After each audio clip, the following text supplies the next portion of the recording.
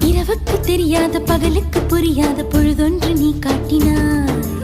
இதயத்தில் நீ இருப்பதனால் நான் தூங்கும் நேரத்தில் என்னுள்ளே தூங்காமல் நெஞ்சுக்குள் வாயாடினாய். கண்ணாடி நீ கடிகாரம் நான் உன்னுள்ளே ஓடோடி வாழ்வே. காதல் எனும் கடுதாசி நீ என்றென்றும் அன்புடன் நான்